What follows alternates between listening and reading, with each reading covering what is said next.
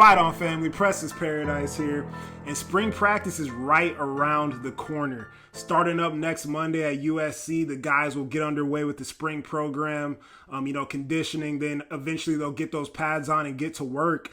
And this video today is basically just talking about some of the questions I personally have about personnel and what can occur, this spring period, what guys will step up, who will coaches come out of interviews and say, are really jumping out in spring practice, or guys that improved from last year that are really, taking on new leadership roles. So let's get into some of the information and what I expect to see this spring.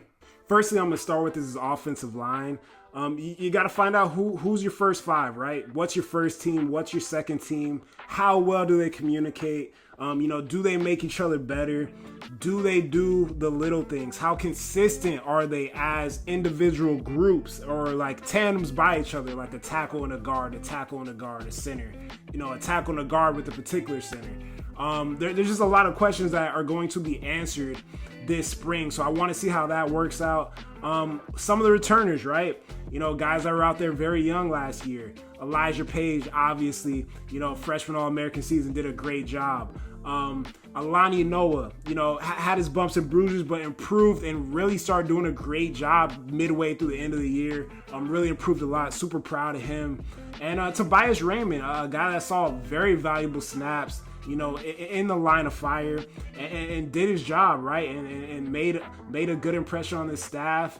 And, seems like he could be out there at the right tackle position, maybe be a starter on this offensive line as we come into spring. So where are these guys at? Where are they at now from where they were in the bowl game or last season? How much did they improve? And how much will they continue to improve as this spring period goes on? Can we run the ball and can we run block, right? In the Big Ten, in college football, you got to run the ball. Helps your offense, helps your quarterback in your passing game. Gives you the ability to be a little bit more strategic with play calling. Very important. So can you run the ball? And also, will you run the ball? But that's more for Link and this coaching staff on running the ball. And who's under the radar? Is there a guy? Is there a young underclassman that's going to come in and outwork, outcompete, maybe fly up a depth chart or two, maybe make it to a second team or a first team as a true freshman? Is there anybody in this offensive line room that's been dealing with the injury, that just hasn't had an opportunity, hasn't been able to stay healthy, that's ready to come in, take a job, take a spot, and compete? There's just a few questions that I'm looking to see answers to as we get into spring practice, these next couple weeks. So on this next slide, I'm just going to talk to you guys about how I kind of view the depth chart and how I see things playing out as spring practice commences. So this is how I'm viewing the offensive line right now. Feel very good about Elijah Page coming off his freshman All-American year. I think he's really just going to turn into a technician this year, continue to improve this spring period. And just be ready to really have a real All-American season next football season. The left guard position is a question mark for me. Right now, got DJ Wingfield up there with experience, but I think this is a 50-50, man. I think depending on the health of Micah Benuelos, he's a guy that can slide into this spot. Was getting glowing reviews from coaches last year before, he dealt with an injury that had kind of sidelined him and, kind of stunted the progress a bit. But you're talking about a guy a couple cycles ago, the number one player out of the state of Washington, and could see itself here at the left guard position. There's also possibly been talks of, a center, flip, maybe seeing him at the center position in the future. I think center is General Reed's job. I think he is the starting center. I think that's his job 100%. Love what Killian O'Connor did in the bowl game. Thought he did an excellent job. Feel very good about him being a backup center. But I want competition, so whoever's the best at the job can win that job at center, as well as left guard. Like, left guard for me is a 50-50 up for grabs thing, right? We saw Tobias Raymond play guard last year as well. So it's an interesting thing that we have, and we're just gonna have to see guys compete, and wherever the chips fall, that it is gonna be what it is. But At the right guard position, Alani Noah, feel very good about Alani Noah. You know, he went through his freshman woes last year, finished the year very strongly, and I feel like he's, you know, set in, and that's his spot at the right guard spot. And Tobias Raymond at the right tackle. Now, it was interesting, right? Because after the bowl game, we saw, you know, how well Justin Taunu did at the left tackle position, filling in for Elijah Page. And a lot of guys are like, you know, hey, maybe he needs to play that right tackle position since he looks so good in the bowl game, you know, competing against an SEC opponent. But to be fair, I don't know if Justin playing the right tackle position is best for his development in the future, best for his development and where he wants to get down the line and become as a player. I think he is really like the next you know, stalwart left tackle that we have that's going to be up front. I think that is his position. He's a left tackle, but who knows? Like maybe he moves out to right tackle. Maybe Tobias Raymond moves into left guard. There's a lot of moving pieces, man. Second line with Justin, Micah Benuelos, Killian O'Connor, Makai Sana, and Hayden Treater. I mean, these guys all got talent, man. We haven't seen a lot of these faces. They've been dealing with things. They've been young. They've been improving and working on their bodies and whatnot. So spring is the time. Spring is the time to get your confidence right, get as many reps in as you can, and really, you know, build a reputation out there on the practice field and in the weight room and in this time, man. Because, you know, you got nothing to lose. All you got to do is work, and you can shoot up these depth charts and find opportunities. But coming off last year, right? Total offense, 437 yards a game, second in the Big Ten. 30.2 points per game, 145 rushing yards. Obviously, we were able to rush the ball. I think, you know, strategically, we did not run the ball as much as we could, or you would see a higher number there. Obviously, passed the ball pretty well. So, you know, you did have some good blocking for passing the football.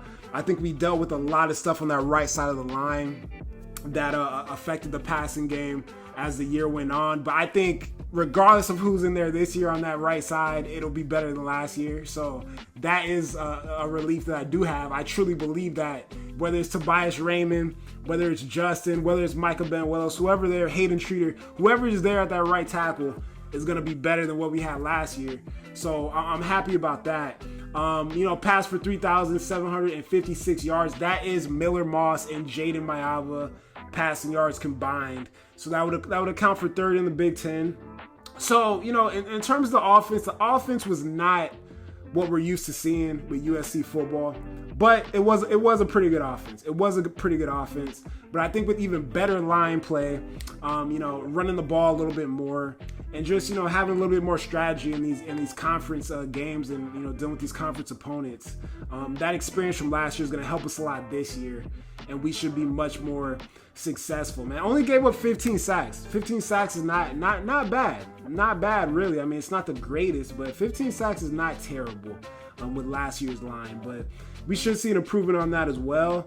And yeah, man, it's time to get to work. Let's see the offensive line that, you know, makes it out of spring and makes it in the fall.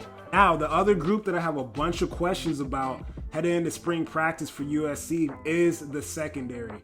I think, thankfully, you have, you know, two great safeties in Bishop Fitzgerald as well as Kamari Ramsey. I think Kamari Ramsey is just going to kill it next year, have an All-American season. But the questions that I have, who is your DB1? Who's the guy that you're going to stick on the other team's best wide receiver, and they're going to shut that wide receiver down, right? Do we have a guy like that on this roster?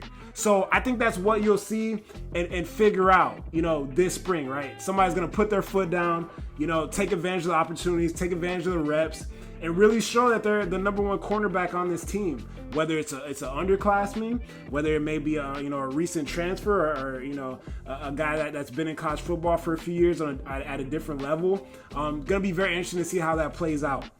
Will young talent shine?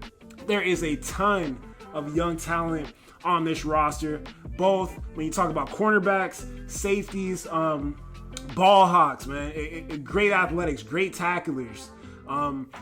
We got a lot of talent. But there's only a few spots, right? So gonna be very interested to see, who jumps off the board in that aspect.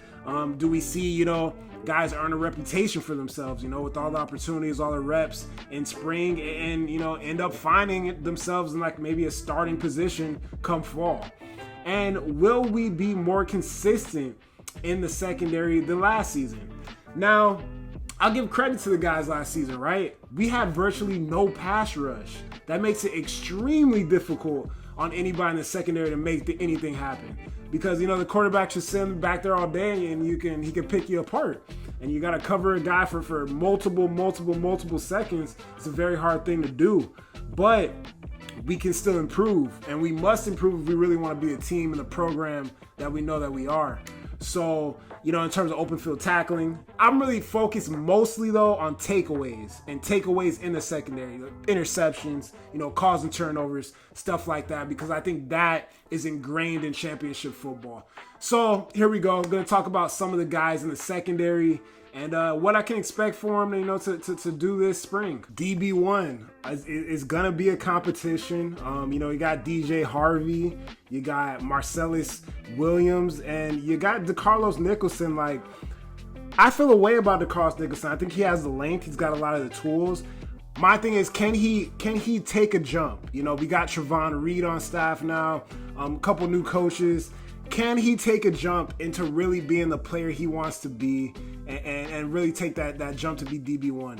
DJ Harvey, coming over from San Jose State, hell of an athlete. Ball hawk, did some excellent stuff over there. He's in his dream situation.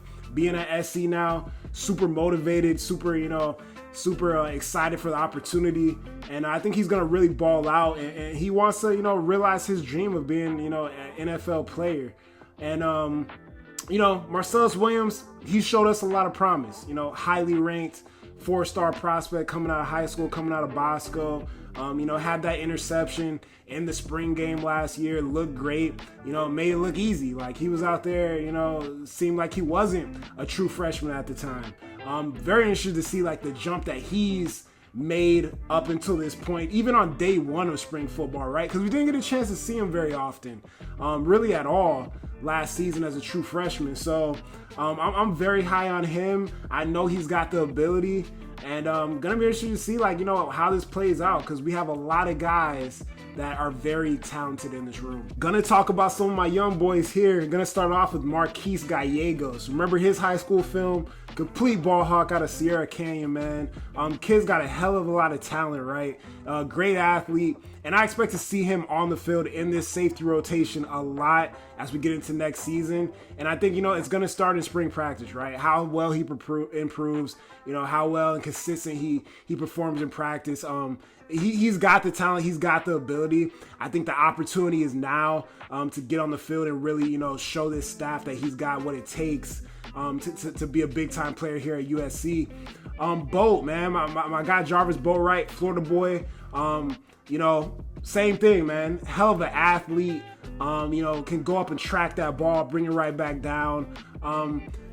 Depends, right? Depends on, his real position.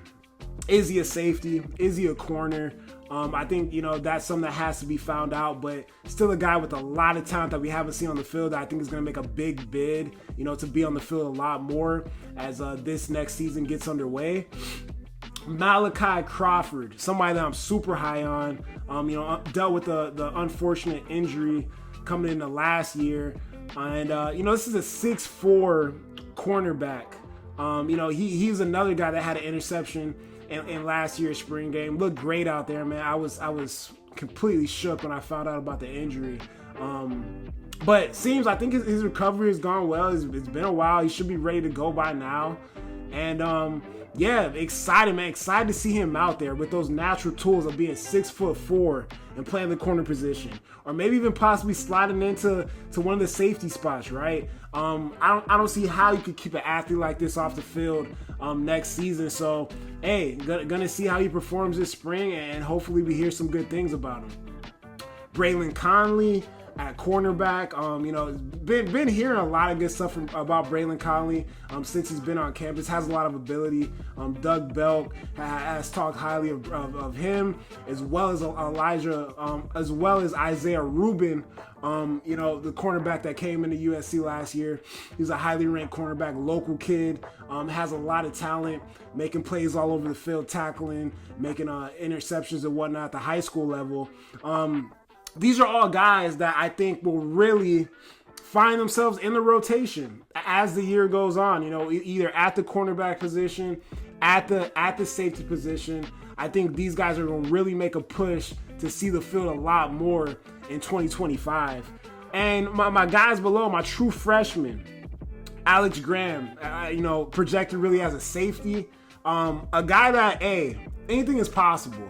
With his physicality, his attitude, the way he attacks the game, and the way he steps on the football field, at least at bare minimum, he will be a guy running down on kickoff, destroying guys on the other team. I think at minimum that's what we're going to see from Alex Graham next season, and maybe he sees the field a little bit. Tristan Castro, a true incoming freshman, local incoming freshman, 6'2", a lot of talent, a lot of ability. A guy that may be able to climb up the depth chart as well. Like, a lot of talent, man. It's a lot of talent in this room that we haven't really been able to see that much. So I'm excited for what we hear coming out of camp. What people see, what people talk about coming out of this spring period. And man, some of these guys can really shoot up this depth chart. So we're just gonna have to wait and see. Lastly, I'm gonna talk about some of these upperclassmen that I fully expect to take a leadership role and improve on and off the football field. Consistency. That's the biggest thing, man. All these guys have all the talent in the world. Anthony Beavers, Prophet Brown, Christian Pierce. We've seen, the abilities that these guys have, making open field tackles, making plays on the ball, causing turnovers, forcing fumbles. We've seen it. We've seen it in flashes, but the spring is for opportunity. The spring is for reps, opportunity, building yourself up, building that confidence up. And we got to do it. We got to, harness the consistency now so that we can take it and bring it into the fall of 2025. And, our upperclassmen, those are going to be the guys that, get us over that hump, because it's going to be a large rotation of these guys. Everybody I mentioned in this video is at a certain point going to be on the field at the same time. There's going to be a lot of interchangeable parts. Belk talked about it coming into last season that he's rotating a lot of guys, man. He's going to play a lot of cornerbacks. But you don't want there to be a drop-off. When your number two and number one and number two guys go out, the level should still stay up here. When your starting nickel comes up, the next one should be here. When your safeties go out, the next one should be here, right at that same level. So in 2024, and not putting on these guys in particular on this screen, but you give up 235 and a half yards per game through the air, but obviously didn't have a pass rush. Understandable. Makes it very difficult, to play as a defensive back or as a safety with no pass rush. I think we will see an improvement on that, this upcoming season, but just harnessing the consistency. Can we harness the consistency? Can we harness the communication and the camaraderie, starting this spring? And can we get that number down there, up that 1.4 takeaways a game? The takeaways, the interceptions, forcing fumbles, forcing turnovers, that is championship football, man. That's what gets you championships. That's what gets you rings. That's what trumps small margins in tough games, in tough environments, in the Big Ten, on the road, in tough times of the year, right? So that's only my only question. And my last question with the secondary is, how consistent can we be? Can we harness it and move forward? But we got all the time in the world on this team, man. Just gotta be consistent. Gotta, build on each other and really, bring that camaraderie back. Come together as a team, support each other, and improve as a team and individually, as spring practice gets underway here. But that's all I got for today. Feeling very good, very excited, about, spring practice getting underway and starting soon. And can't wait. If you guys enjoyed the video, please like and subscribe, man. I appreciate all the support that you guys have been showing on the recent content. I'm going to continue to elevate, put out the best videos I can, And yeah, man, just do my thing. Sit back here, you know, talk about some of the opinions and some of the thoughts I have on the program. But as always, guys, man, have a good day and fight on. Appreciate you guys.